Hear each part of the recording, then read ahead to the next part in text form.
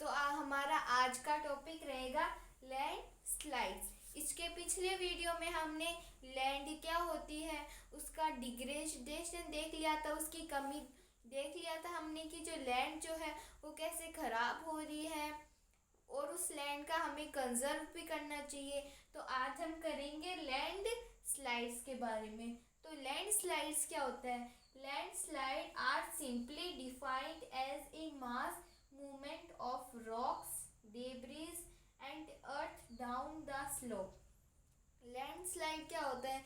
जब जो जो माउंटेन्स नहीं होते क्या, उनका जो पेड़ पौधे होते हैं उनके ऊपर जो भी पत्थर होते हैं उसका जो भी मलबा होता है वो जब नीचे गिर जाता है ना, किस कारण गिरता है वो? जब हाई रेनफॉल होती है, फ्लड होता है, बाढ़ आती है, जब ज़्यादा रेनफॉल के कारण वॉल्केनो पड़ता है, भूकंप आता है, तब वो जो मलबा नहीं होता क्या, वो नीचे गिर जाता है। तो उसको ही हम क्या बोलते हैं? Land slides.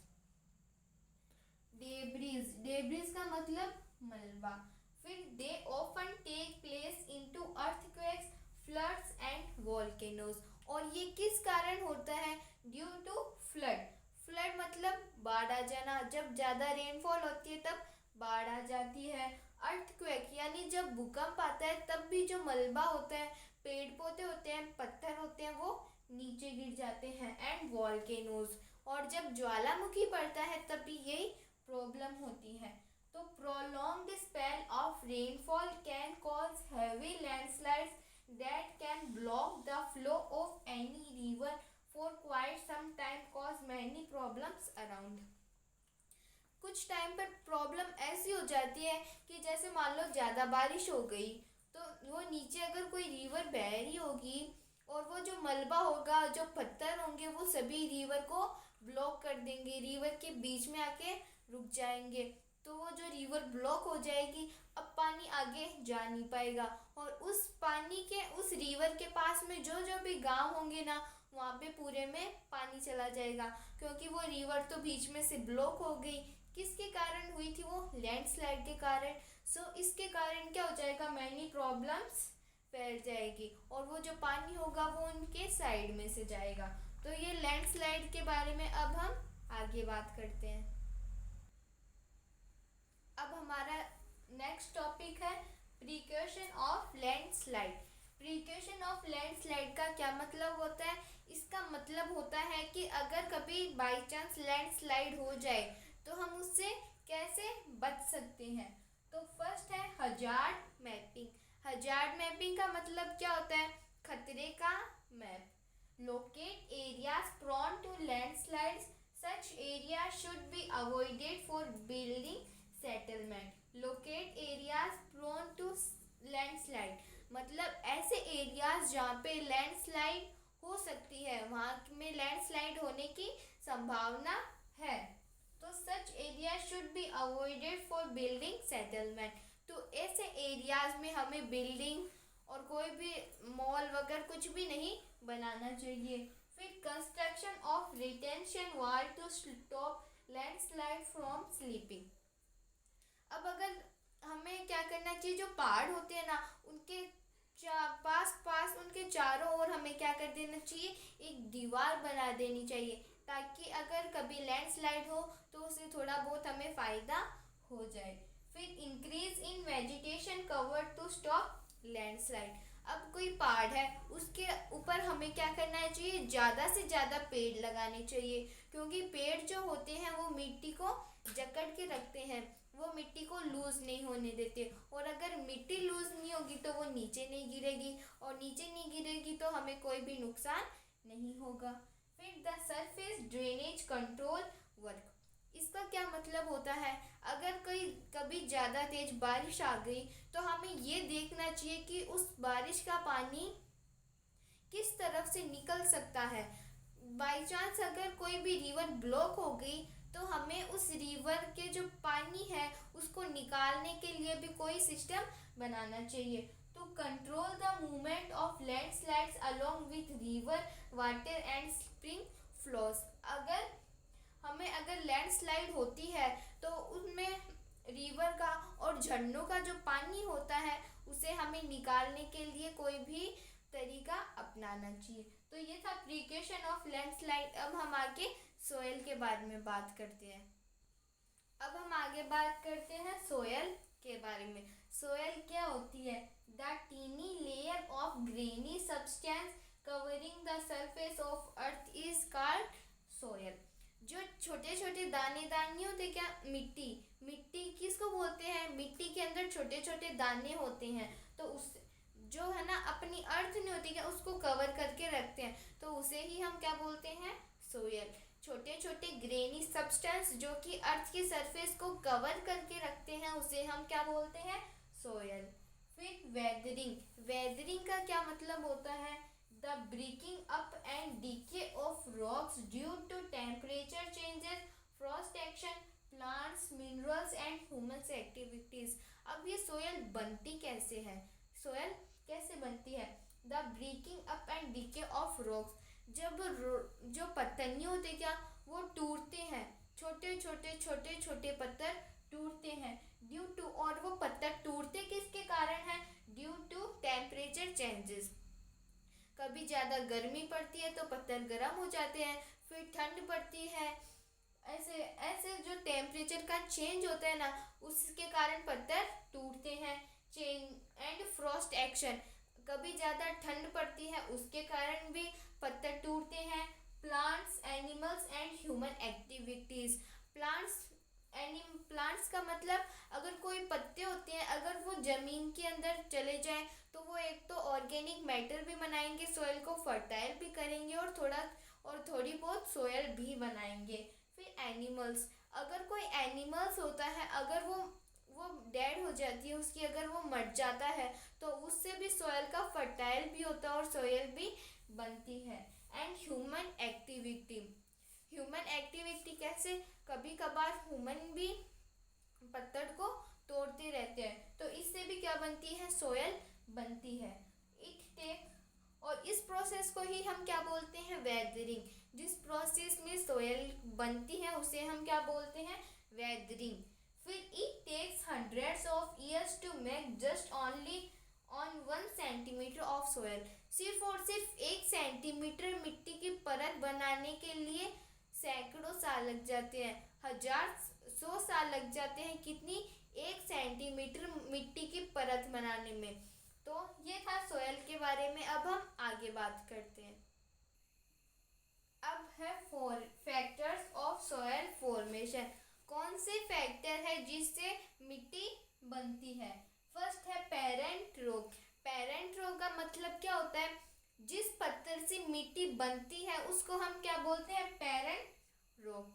Determine colour. अब पेरेंट रॉक से मिट्टी बनेगी तो उससे क्या होगा? मिट्टी का कलर। अगर कोई पत्थर लाल है तो मिट्टी भी कैसी बनेगी? लाल। फिर टेक्सचर और मिनरल कंटेंट। अगर उस पत्थर में मिनरल ज़्यादा होगा तो मिट्टी भी क्या होगी? फर्टाइल होगी। तो ये है पेरेंट रॉक। पेरेंट रॉक क्या होता है? जैसे कोई पत्थर है उससे मिट्टी बनती है, और पेरेंट रॉक से अगर कोई रॉक लाल कलर का है तो मिट्टी भी किस कलर की होगी? रेड कलर की। और अगर उस पत्थर में मिनरल्स ज़्यादा हैं तो मिट्टी के अंदर भी मिट्टी भी क्या होगी? फर्टाइल होगी। फिर है क्लाइमेट। क्लाइमेट मतलब वातावरण। फिर डिटरमाइन रेट ऑफ वेदरिंग। अब अगर क्लाइमेट में ठंड है तो अगर ज़्यादा उस हिसाब से ही क्या बनेगी? मिट्टी धीरे धीरे बनेगी।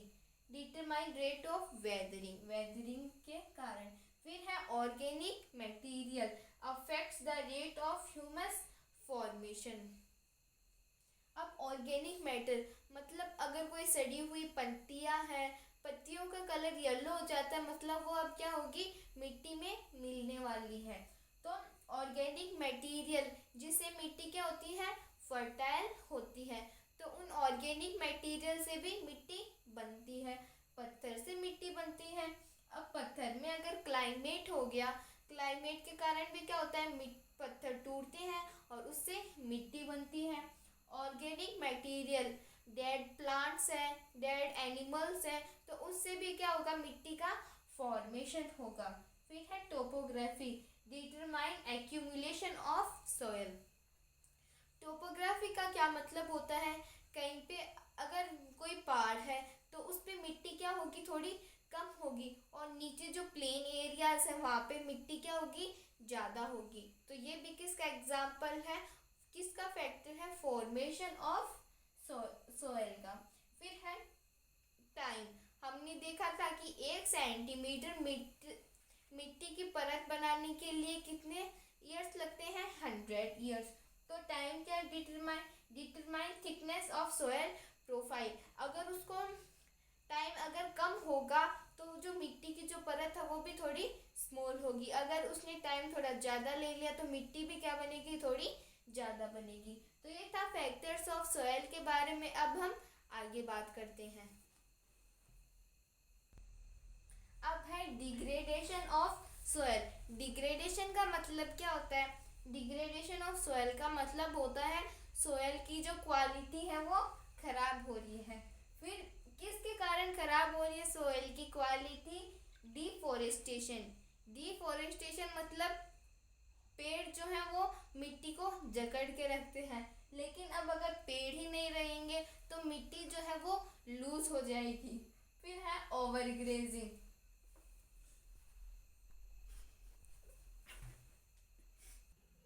अब है ओवरग्रेजिंग। ओवरग्रेजिंग का मतलब क्या होता है, अब जो ग्रेजिंग का मतलब चढ़ना और ओवरग्रेजिंग का मतलब ज़्यादा चढ़ना।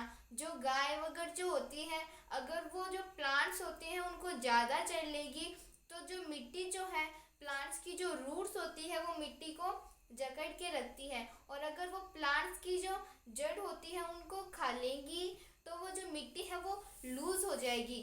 और फिर over use of chemical fertilizers and pesticides.